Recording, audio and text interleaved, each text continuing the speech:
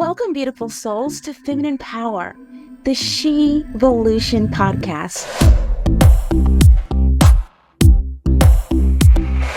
I'm Eva Simone. I'm so excited you're here. This podcast is a space where we're going to break free from the limitations that hold us back. Embrace our feminine power and create lives we absolutely love. We are in a she-volution, a revolution of self-discovery where women are rising to their full potential, claiming their power, and rewriting the rules of the game.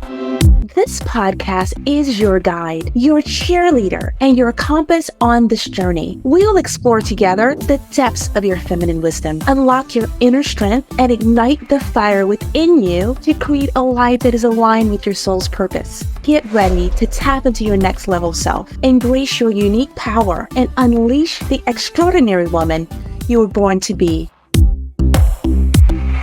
Welcome to Feminine Power, the She-volution podcast.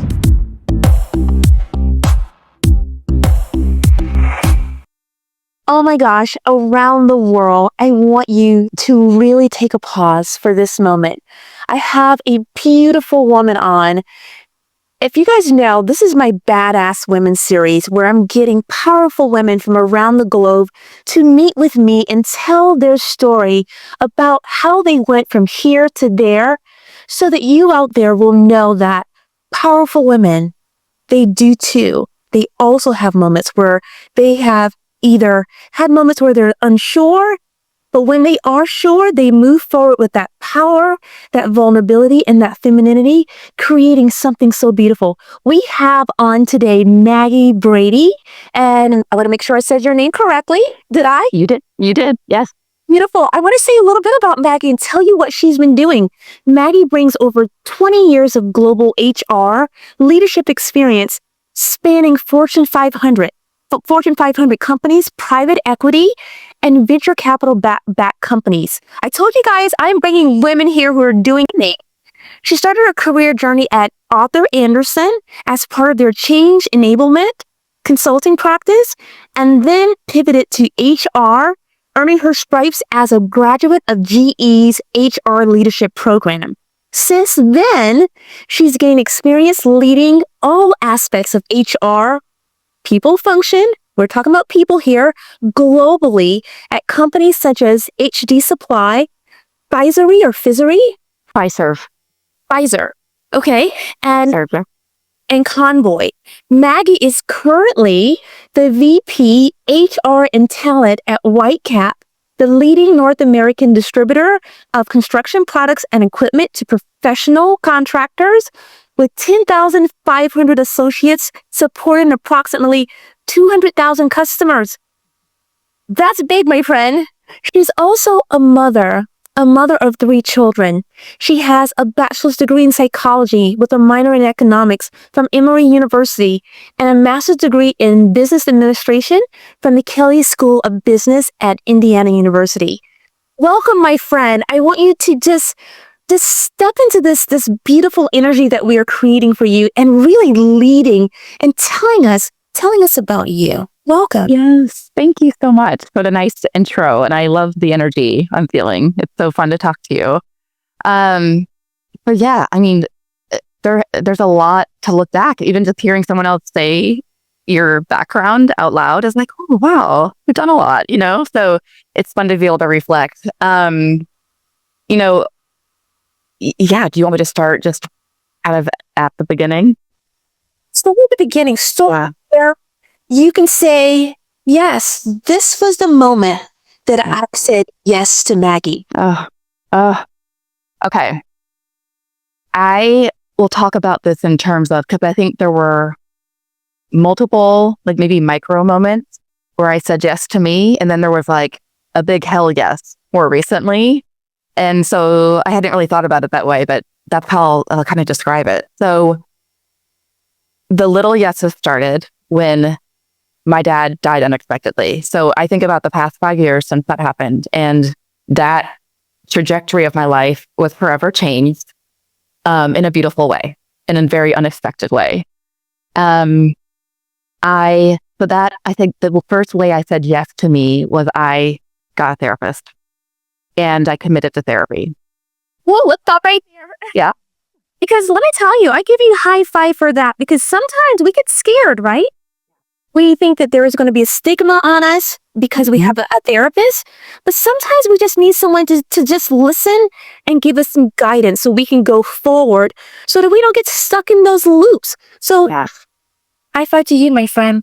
Yeah, I can't recommend it enough. And the importance of finding a therapist you really click with. And I didn't know any better. I did do some interviews. And when I found my therapist, I knew it was her. I knew she was the one, the way that she engaged and we connected. So I would just encourage people, if you're not feeling the connection, it's not going to be as beneficial for you. So I've been lucky to have her ever since then. So she has also been right by my side through all these different stages I've gone through, which is also really, really cool and beautiful. So committed to therapy, initially, right, to help me process through grief. But what it unpacked was so huge and so much more than the grief. The grief was like a symptom and was like, right, I was reacting to this really sad event, but it drove a lot of introspection. And the things that bubbled up, one were internalized messages that were really negative that I'd carried with me my whole adult, like from childhood into my adult life. So like becoming more aware of these assumptions I had and views of myself and my worth. It brought up. Well, how did that feel like for you? How did that show up? It showed up in a lot. So I would say I realized how much I was living my life trying to please others, worrying about what people thought of me, not having true clarity and conviction around what brings me joy and what I'm here to do in general as a human beyond, working and being a mother. I realized how much I was basing my self-worth and my definition of success based on things that were either out of my control or not really that important. I didn't know myself, and I never realized I didn't know myself. It was a really weird place to be. And I'm going to join in with that. Yeah. You can go years and years and years on autopilot. Yes. Not even stopping and saying, why did I do that? Why do I say that? Why did I touch that thing? Who am I? It's exactly it. It was once I saw what I had done and been doing, there was no like unseeing it. It was like, well, I'm not going to do that anymore. Now, it wasn't as easy as just flipping the switch, right? I had to really work through that in different ways. And it wasn't always forward progress. Sometimes I did feel like I was stalling, or my therapist always tells me, you're never going backwards. So don't be afraid. You're just sometimes stopped, And I'm like, good, more positive reframe. So yeah, I think that was like the first commitment to me was therapy. This is definitely a big choose me, but so part of that first year of therapy, I came to terms with, I was really unfulfilled in my marriage. I knew I had been, but I was not even open to considering divorce. Again, by all optics and measures, we had a great, perfect life, and we didn't fight. It wasn't toxic. But what I really also learned was my intuition had always told me he wasn't my person. And even before we got married, but I talked to myself, right? The intuition was there and I explained it away with my mind because that's what you did. We were dating. I was in love with him. You get married and you start your family. And at the time when that was really the loudest, we were already, we were a year and a half, or we were already into the wedding planning, big fancy wedding. And I literally had feelings of shame. Like when I thought about what I would do if I were actually going to call off the wedding, I immediately thought of my parents will be so embarrassed. My parents, they'll be ashamed of me. They've already spent all this money. Like it was all the wrong things when you think about the decision I was signing up for. So that kind of came full circle as a key theme of my life where I have always had strong intuition and haven't listened to it, but now I do. Well, yeah. Have a moment with that. I know. Because it's so true. You can get all of the hunches. You can get all of the feedback. You feel it in your body. You feel it all over the place. You feel it in your heart. You feel it in your gut. but your brain is still trying to, I call it trying to survive in the situation. It's trying to save you in the situation and keep you as safe as you can. And you have this duality going on, right? You're like, do I not? Who's important right now? There's a lot of money being spent. Oh my God, they're going to be shame. And you think about yourself, you go, 1 year, 2 years, 2 days is too long when you're feeling like, oh, maybe I shouldn't have, right? Yep. Totally get you. I'm sorry, go for it. No, and so you can imagine, like, marriage was good. We didn't fight, but we had 3 kids, you know. You might wonder, why did you keep on having kids with someone? But I just was like, this is what you do. And then, like, he's a great, I always describe it, he's a great human. He's just not my human, and I'm not his human, you know? And so the decision to make that tough call. I mean, when I hemmed and hawed over it, it was, you know, even though I knew that was the thing I needed to do, we lived one life. My dad's death, he was very young. And so it just was like, what am I doing? You know, life is too short. But I remember just trying to literally think about unwinding my life as I knew it. And that was the scariest feeling. And I know that that's one of the big reasons women won't go through with it. It's overwhelming. And so without the unknown, yeah. What are people going to say? How is it going to mess up my kids forever? Just the weight of it is so significant. But I can say that was the other big pivotal, like, choose me moment. And I just had total confidence that I was going to be a better version of myself for my kids. So that became part of, like, I owe it to myself, to my family, to, you know, so I would just say to anyone who's ever gone through that or is going through that, like, I see you and I know it's overwhelming, but also know, like, I've been on the other side of it now, and I can't imagine not doing it, you know? So yeah, let's just trust that you'll make it through. Not that I'm advocating for divorce, but that was my new moment. But from there, so your dad died unexpectedly. You had this real realization about self and you and your worth. And then you made a decision to shift in your relationship. That's a lot of power that you then have. Yes. What's that like? Well, it was empower. I mean, that feeling of empowerment and of, I get to write my own story. I am not going to have life done to me. I can, to your point earlier about autopilot, I was definitely on autopilot. And so I was like, I get to rewrite this next chapter and the chapters to come. And what do I want that to look like? Yeah. It was really exciting. I mean, not to say there weren't bad moments, but I was in general a lot lighter than I had been ever before. Yes. So, and I totally get that. Because then you're like, okay, now, Eva, Maggie, let's sit down. What do we really want? Now, here's a part that you are certainly ahead of most people. Most women have no idea what they want. They don't even give themselves that pause to think it through and envision and really think through, what would it be like if and when or now if I make a decision and turn right or left or go straight. How did you come up with your plan then once you made those shifts? Yeah. Well, I'll be totally transparent. I can't say I had it all figured out, like, early on in this transition into being single, you know, having shared custody, all those things.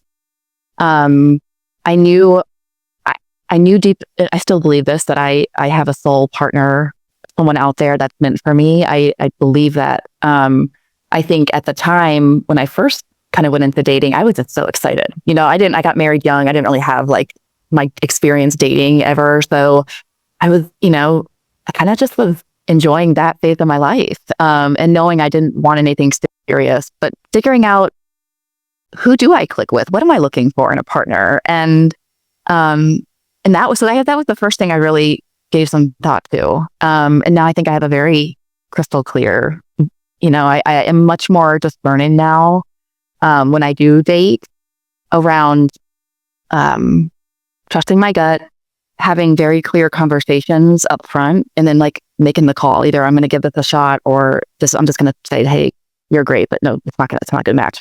And I think in the beginning, I was giving way too of myself and my time and energy to people who I really knew weren't going to be right for me. So that was one of the things I learned. But I think the broader vision for my life really came into, I had more clarity around it over the past year specifically, because of some specific work I did to dig in and build that vision through a very structured process, which, you asked me this time last year, like, oh, like, would you ever consider writing a vision, or what is your vision for the next 5 or 10 years? I literally draw a blank, be like, I don't know.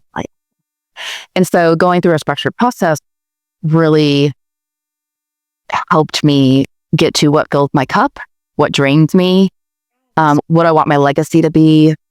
And so it was really eye-opening just to create space for those thoughts and those feelings and then kind of put some structure around it. Yeah, this is good. So when we are getting prepared for our next stage, because you can't go, well, you can, I don't advise of it, to go into that next phase of your life with any of it. If you want something different, you have to become something different. You have to elevate yourself in a way that is different from what you had before, because if you don't make the changes, welcome home. You're back to doing the same things that you did before. So you have to empty your cup for it to fill again, right? Oh, I love that. Yeah. You have to kind of pour out so you can pour back in. As a powerful woman, as you are, I mean, you're a VP, you're doing beautiful things. Sometimes when you're powerful, there's a lot of masculine energy that comes with that. Yes. Yeah. How did you balance that in this next phase of your life to be so powerful, but yet you can still have this feminine juiciness about you that you can move forward in the world and be like, yes, I am this and I'm this? Oh, it's such a good one. Like such a deep, to your word, juicy topic. And this definitely resonates too. And I think about how I've evolved in the way I lead and the way I show up at work. Because that's definitely like the primary area where the masculine energy was obviously more present. We're conditioned, right? That's kind of like the society expectations, just being in male-dominated industries, especially at the more senior levels. And going back to like people pleasing and not really knowing who I was or having a strong sense of self-worth, I would let that masculine energy dominate in work settings in ways that did not feel good because it wasn't aligned.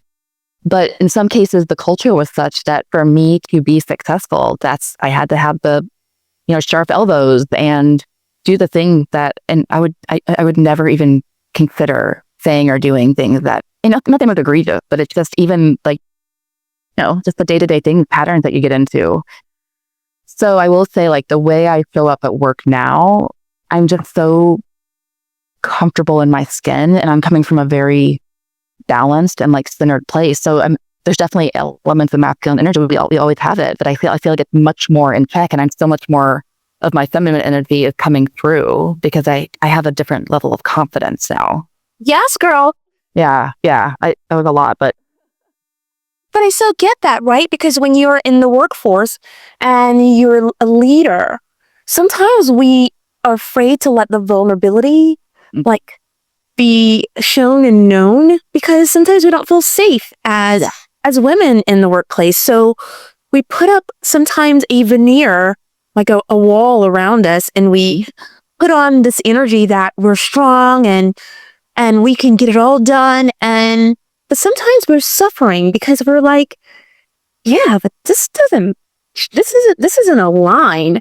So again, high five to you for saying, okay, I'm leading in a new way now. This is another opportunity to bring something different to the table.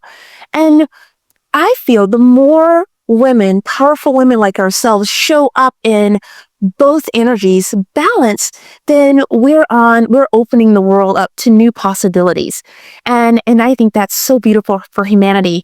Were there any times that when you were going through this transition for you, which is so beautiful, by the way, Were there any times that you were like, this is dark? Oh, this was these past 5 years. I mean, it was heavy. It was it's a lot of dark times, a lot of times of not have like wondering, like, am I ever going to stop feeling like the universe, stop teaching me lessons. Like, I'm done with my lesson learning. I just have some peace. And like, am I ever going to feel joy? You know, and definitely have that. So, and I think that's the hard part about healing. I mean, one, you're never done healing, but when you're in the really like thick of it, it's exhausting. I think throughout it all though, and I did have to there were friendships that evolved and changed. And I did realize, the importance of surrounding myself with the right types of people, that were going to help me get to be a higher version of myself and a better version, and kind of match my energy and how I wanted to feel when I was around them. And see, me 10 years ago, no, I was just trying to fit in. I wanted everyone to like me, even if I didn't feel good around them. So there were like little tweaks, along the way. But the stuck thing, it's real. And I would just say in those moments, I always try to remind myself, I'm not going to feel this way forever. This is a moment, or this is like a season, and I need to learn something. And so that's what I learned to do, with stay curious with what it was that felt heavy. And also really to your point earlier about like the ego's there to protect it. The mind is a really helpful tool, and it's there to protect us. But what I was doing up until this part of my life was letting it dominate. And your thoughts aren't real. That was like mind blowing when I kind of realized that like these thoughts, these narratives, no one else is saying these things. Like, this is me.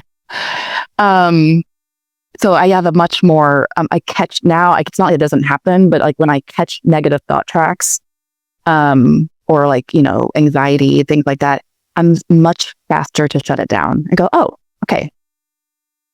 Either it's something I need to dig into, or I just need to literally quiet it and go, I'm overthinking that. So there's a lot more like, it's becoming more muscle memory now. And our brains are trying to evolve all of these years. So there's a place for what it does, right? That fight, flight, or freeze, that growth mechanism. But it doesn't protect us when we really need it. Exactly. Oh, we need to expand and go forward. It's trying to hold us down. Yeah. And Maggie, this is so beautiful that you're like, okay, I know what you're trying to do. I know like you're trying to stop me. You're trying to keep me in a pattern. That you allowed yourself to heal.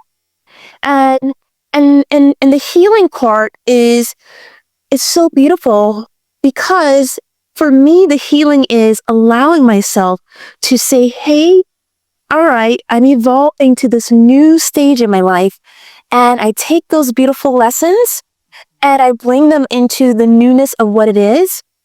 But here's the thing, and I want you to think about this. Even when you move to the next phase, it's a place of stuckness, because there's always new levels. Yeah. What do you do for that? What are your plans when it comes to something like that?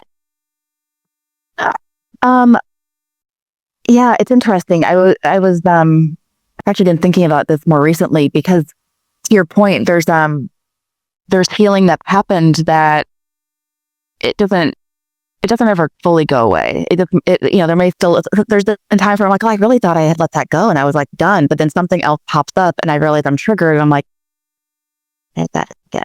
So that kind of just revisiting, creating space for it. And then in the new phase, like, for example, after I ended my first serious kind of post-divorce relationship, when I went on a couple of dates, for the first time ever in my life, because again, I had never really dated a lot before I got married and everything, I had this anxious attachment. I was like, where is this coming from? And it was affecting my dating. And just, I was like, why am I getting so attached so fast? Why am I worrying about if he texted me or not? Like, why am I second guessing all of this? This shouldn't feel this way. So that's part of why over the past few months, I just said, you know what, I'm going to not date for a minute. I need to truly work through this stuff and be okay truly being alone and being alone and not feel like I'm waiting for someone. Like being alone and knowing I'm living my best life. That's where I am right now. And that's what I'm trying to do. This is so delicious because it's so true. When we are not whole and we don't allow ourselves to really balance both of those sides out and understand who we are as one before we add another, we could find ourselves backtracking in ways that you're like, wait, why am I waiting around? I am Maggie Brady. What am I doing up here? Yeah. Find ourselves kind of like anxious about what's going on in the situation, and we start to get worried, and that's giving our power away, right? Yeah. I was looking for validation from someone else, and it is giving her power. So taking back that power feels so good, so much more at peace. It goes back, and now like my big thing is I will attract what is meant for me, and I will not miss what is meant for me.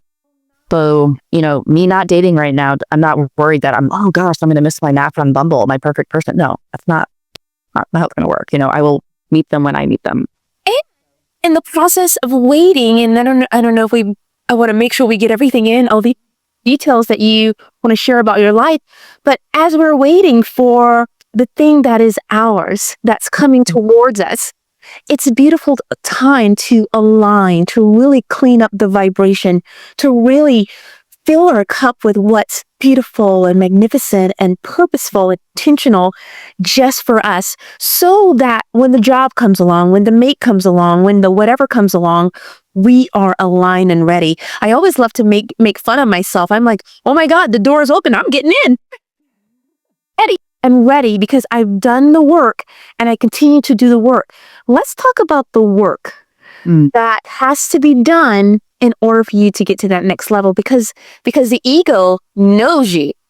He goes with you all the time. It's that little Maggie inside that is nervous and scared and wants the support and wants to feel that it's okay. How do you get yourself prepared and tell little Maggie inside, we're okay. We've done this fine. Our career is beautiful. Our life is beautiful. We're fine. What have you done?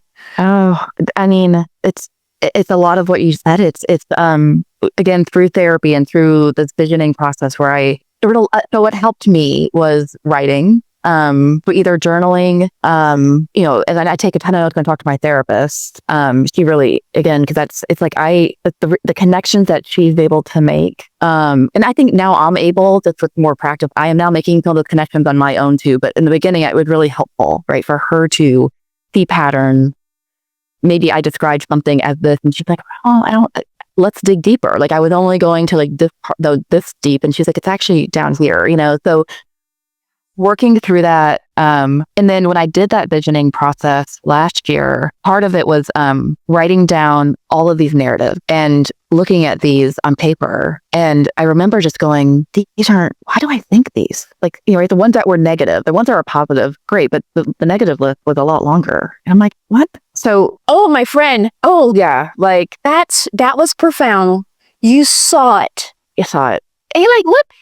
Yeah. Fun. Yep. So I think there's something, maybe it's the way that I learned, but I would offer it up as I would write stuff down and sit with that, look for patterns, stay curious. Again, like theme of curiosity. When that inner child, right, that fear comes inside, or the ego telling you, oh, no, don't do that thing that you're feeling passionate about, like it's too risky. It is that inner monologue of, it's okay. I get why I get that you're popping up right now because you're scared. And this is uncertain, but you know what? Like I know I'm feeling it, and this is the right thing to do. It sounds silly, but that is literally what you have to train your brain to do. And like, why would we not do that for ourselves? I wish we learned this when we were like children. Or this education. Oh, we did earlier, because the ego is telling you, let's not do that. We can get hurt with that. Let's go get our blanket and rest in the room and take a nap. And And then you find yourself not growing, not doing anything different, and repeating the same patterns, having the same life, having the same experiences. But high five to you, my friend. We're moving forward, and this is how we're going to do it. Yeah. What would you say now that you're in this new power, this new energy? What is new and next for Maddie? Oh, yeah. I've been thinking a lot about this as I thought about the new year. And, I really feel like there was so much learning last year in a lot of key ways. Like, I feel like I've rounded out some cycles. And I kind of decided, this is my year that I'm still going to take intentional action towards, my goals and like this vision of my life that I want to experience. But I'm also going to be more in like, I'm ready to receive. That's that. And it's weird, right? Sometimes I'm like, is that selfish? Like, again, like these little thoughts come in. You're like, no, why is that selfish? Why would we ever think that's selfish? Like, I'm here to receive. And all that means is I'm in a good, balanced place. Feel like I'm aligned and I'm ready to be surprised. Like that's the one thing with this stuff is even with a vision, one thing I learned from my coach was you actually want to write out basically little vignettes. Like you want to think about how to describe a scenario that you want to envision in the future and how you'll feel in that moment. And I remember telling her when I first started that process, I was like, Lois, I feel like I'm fantasy. It's like a fantasy. I'm like, this is weird to me. That's all. That struck me. And now I'm a total believer. Like, yeah, visualize, get in that space of what you will feel like in that moment and feel as if it's already happened to you.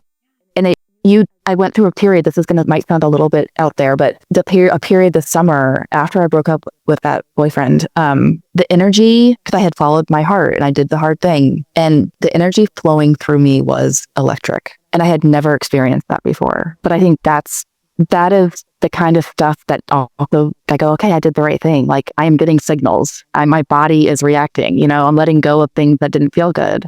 Your body will react. Yeah. It will give you signals. It knows the truth. It does.